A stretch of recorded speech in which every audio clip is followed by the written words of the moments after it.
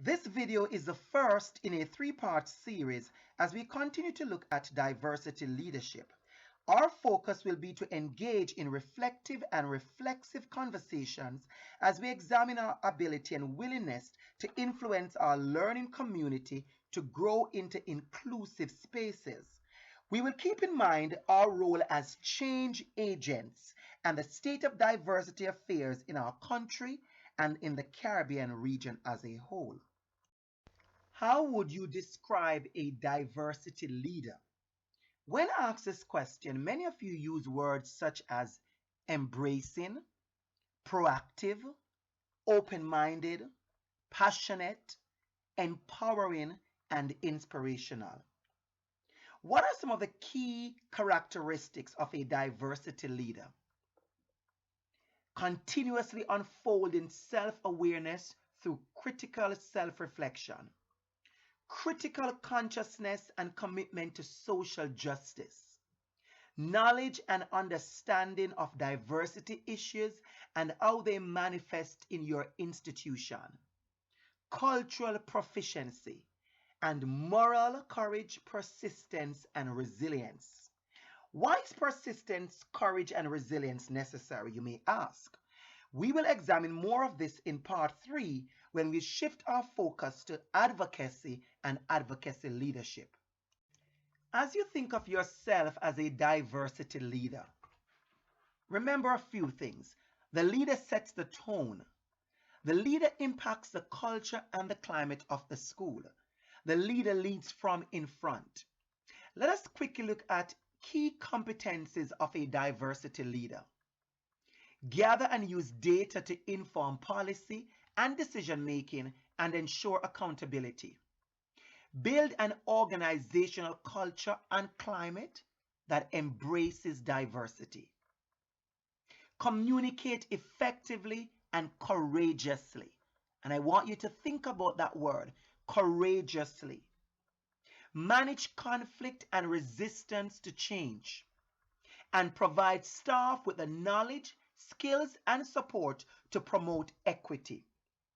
This speaks to the need for education and training for those of us who teach and lead within education.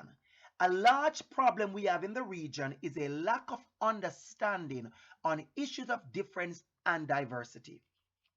Many of us simply do not understand the policies, human rights framework, or what it takes to ensure inclusion. But are we willing to learn? Do we wish to do so? Or will knowing impact and take away the views and beliefs we hold so dear? What good will knowing do to your work as a diversity leader? These are some questions we really should place on the table as we continue our discussion about diversity leadership. Fostering and encouraging diversity is an important aspect of being a leader in a diverse educational setting. How do you foster diversity in your learning community? What are some of your actions that define your inclusive work? What does inclusion look like at your school? If I came to your school, how would I know I am included?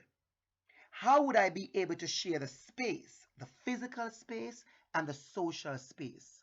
These are questions for your reflection. Diversity awareness, self. This is my favorite part of the discussion, examination of self. Many of us do not do well with internal assessment. We are scared. We are not mirror people.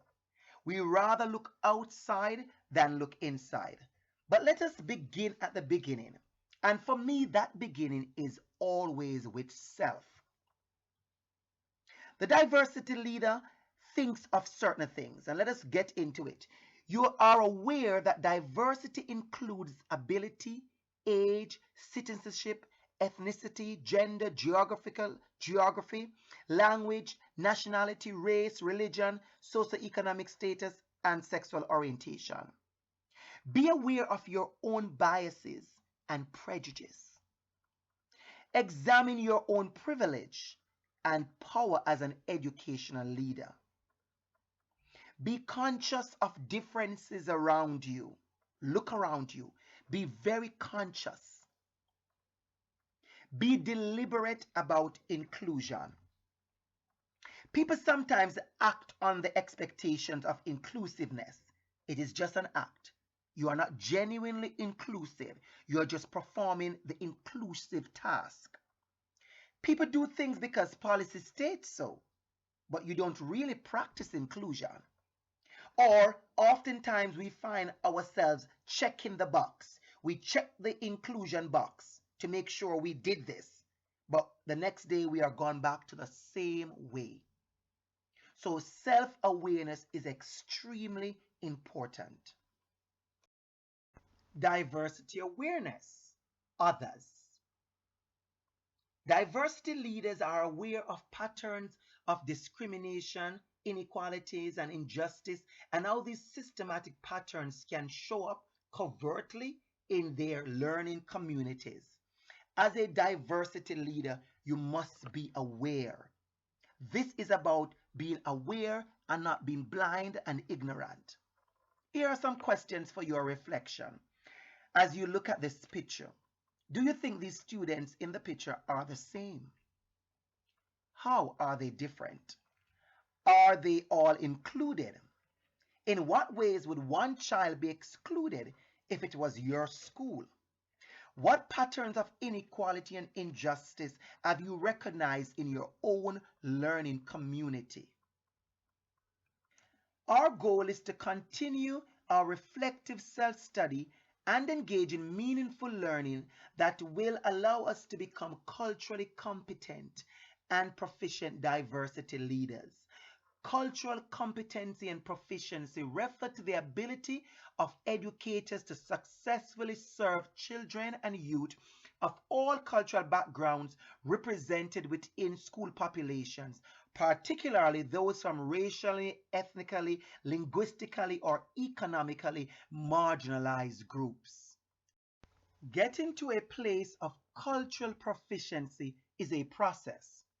It takes time, it takes effort, and a willingness to learn and unlearn. Let us look at this model by Lindsey Roberts and Campbell Jones of cultural proficiency, Continuum. First step, cultural destructiveness, includes negating, disparaging, or purging cultures distinct from one's own. Cultural incapacity includes celebrating the superiority of one's culture and suppressing cultures that are different from one's own. Cultural blindness entails acting as if differences among cultures do not exist and refusing to recognize differences. Cultural precompetence includes recognizing that the lack of knowledge, experience, and understanding of other cultures limit the ability to effectively interact with others. Cultural competence includes interacting with cultural groups in ways that recognize and value their differences, assessing one's skills, expanding one's knowledge and resources, and ultimately adapting one's behavior. And that takes us to cultural proficiency, which cultural proficiency includes honoring differences among cultures, viewing diversity as a benefit, and interacting knowledgeably and respectfully among a variety of cultural groups. Where are you on this continuum? Of course, getting there is not an easy task. And as we examine self, let us look at the internal resistance to critical self-reflection, because this video is about self-reflection, but of course there is going to be resistance of the critical self. Acknowledging personal bias is difficult because people perceive and experience themselves as moral, decent, and fair. Such a realization is at odds with and threatens self-image of those who consciously believe in social justice and democracy. Recognizing one's own personal bias means that one can no longer avoid taking personal responsibility for change. We have a job to do as diversity leaders. Of course, many of us will resist that inner reflection. We will create excuses for ourselves and for our actions. And some of these excuses comes in the wariness of stereotype, questioning the validity and significance of the issues, distancing and pleading ignorance, reluctance or failure to apply theory to lived experience, and a reluctance to recognize your own power and privilege.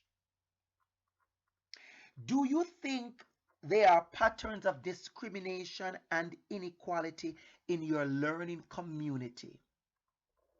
That is a question we must think about. And if that answer is yes, what are your views? Where do you stand? Who are you as a diversity leader? Remember, no one is totally immune from harboring bias and prejudice. Do not berate yourself.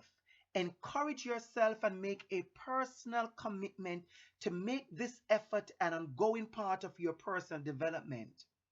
The key is to treat everyone as an individual and to respect and celebrate difference. These are actions that are purpose driven. We must will ourselves to engage in deep reflection about who we are and our values and what we believe.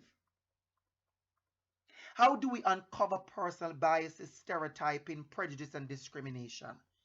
Ask yourselves questions. Critically analyze your personal reactions. Deliberately seek out information to dissolve stereotypes and prejudices. Consciously think about the language you use, the jokes you tell and listen to. It is a conscious, it is a deliberate, it is a critical action. It is an action of reflection, and not just reflection, but reflexive action also. In bringing this section to a close, again, we must think about ourselves as a diversity leader. And we asked ourselves at the beginning, and we'll ask ourselves again, who is the diversity leader? We think about things like moral awareness. Earlier we spoke of resilience and courage and strength and passion, sense of empathy, awareness of diversity, open eyes, a strong sense of value for cultural differences, respect and love for others, respect and love for what is different from you, a capacity and commitment to constantly reflect. We come back again at moral courage, using data in your decision making, be informed, build a climate that embraces diversity, model the desired behaviors. Look at the policies around you. Look at the standards around you. What plans do you have for inclusion in your learning community? And engage all members in collaborative problem solving. These things we consider as we move into inclusion, as we establish ourselves as diversity leaders in our learning communities.